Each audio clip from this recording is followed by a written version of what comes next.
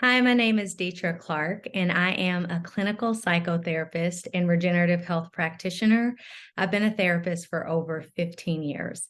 And what I have found is that we often are missing some of the essentials that we need to really reverse and address holistically at the root cause depression, anxiety, and emotional instability. So when I practiced in one teaching people to not only reverse and change negative thought patterns, but also to address the other aspects of health, which are the spiritual and the physiological. So, our bodies, because if we just address what's happening emotionally, but we don't address what's happening spiritually, and we don't address what's happening in the body, we're missing it because the body heals as one unit. We're a spirit, we're a soul, and we're a body. And so I really want to tap in today to mental health and the gut, or what we often call the brain gut axis or the HPA axis. So our brain and gut connection are huge. In Western medicine, what we say is that the brain is the second gut, but that's actually incorrect. The brain is the first gut. And the reason that the brain is the first gut and the primary communicator is because the gut is the hub. So 9 signals go from the gut to the brain, and only one signal comes from the brain down to the gut. And so if the health of the gut and the microbiome are damaged, and they often are, where cases of depression, anxiety, ADHD, and emotional instability are concerned. If there is damage there, the neurotransmitters and the signals won't fire properly. And so there is a disruption in the communication, which is where people will often bring in psychotropic medications to try to fill in the gaps for where the neurotransmitters aren't communicating. But that is a bandage because our dopamine, our serotonin, and our melatonin are made in our gut. And so if we really want to thrive emotionally, and we really want to be able to have our amygdala and our frontal cortex communicate properly, we have to repair the gut. So I want to give you some statistics. According to the American Psychological Association, 95% of the body's supply of serotonin is made in the gut. And our serotonin is it's responsible for emotions, digestion, and metabolism.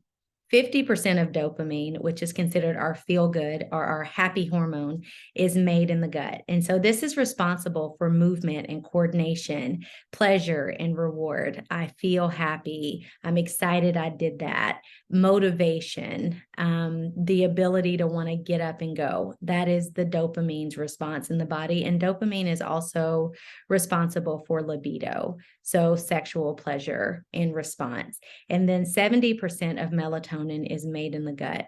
And melatonin is what is responsible for our body's ability to go into REM or deep sleep. And deep sleep is really where our body does its best work. It's where it does its restorative, reparative work.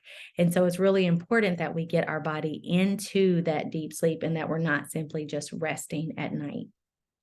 So the reason I list these statistics is, one, is to support the fact that the gut is the primary communicator. And because dopamine, serotonin, and melatonin are made in the gut, we really have to work diligently to repair that and to address leaky gut. What is responsible for leaky gut in most Americans is processed foods, acids, medications, the toxins that we eat, sleep, breathe in, what we put on our skin.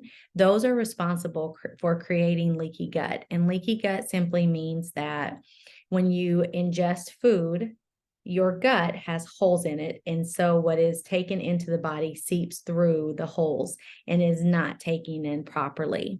The lining of our gut is as thin as one single strand of hair. So you can imagine it doesn't take much to damage the tight junctions in our gut. So the main response that's causing this leaky gut or poor neurotransmission communication between the gut and the brain is something called glyphosate, which is a chemical pesticide.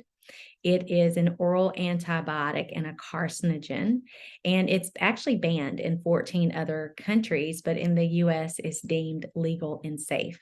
And within 30 seconds of taking in glyphosate, it damages our tight junctions in our gut. And so glyphosate is the main ingredient in Roundup. It's sprayed on all of our crops. It's in our water systems and our air systems. We can get it from touching surfaces, and we're inundated with it. We have been spraying it on our crops since before 1980. And since that time, we have also seen a significant rise in depression, anxiety, mood disorders, ADHD, autism, and Asperger's, and other neurological conditions. And so it's really important that we're educated on this, because when we're educated, we can make informed decisions. And when we make informed decisions, we can really support our bodies to thrive more optimally. So in addressing depression, anxiety, and emotional instability, I think it's really important, one, that we eat organically, that we're very intentional about the foods that we put into our bodies to support our bodies at the cellular level. Two, it's very important to detox from chemical pesticides like glyphosate to work on repairing the gut. Three, it's important to eat an alkaline diet. So really focusing on foods that are non-mucus forming, that don't add inflammation to the body, and that support the body at the cellular level to thrive.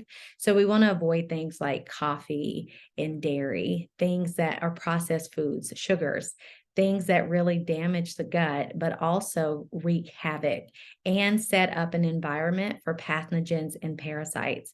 Those things attach to the neurological system, and they impact our emotional health. And then third, gut bacteria has a huge effect on our mood and anxiety. And this also plays a huge part in the vagal nerve, which is here. The vagal nerve is correlated with the capacity to regulate our stress response. And our stress response is something called cortisol. So when we have cortisol go up in the body, that's our stress hormone that leaks into our bloodstream.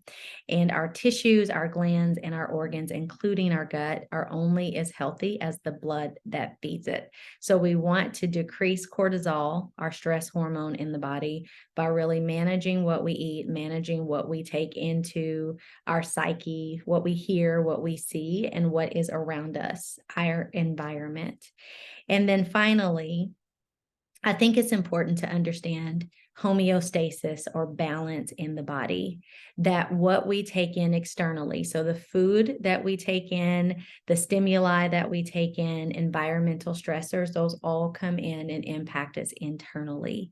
And so in addressing our emotional health holistically, focusing on really being intentional about what we take in, our spirit, our soul, our body, the physiological, getting movement in our body, moving our lymphatic system, ensuring that our filtration systems are functioning properly, that we're getting the right amount of rest, and that we are protecting ourselves from chemical pesticides, toxins, pathogens, and parasites.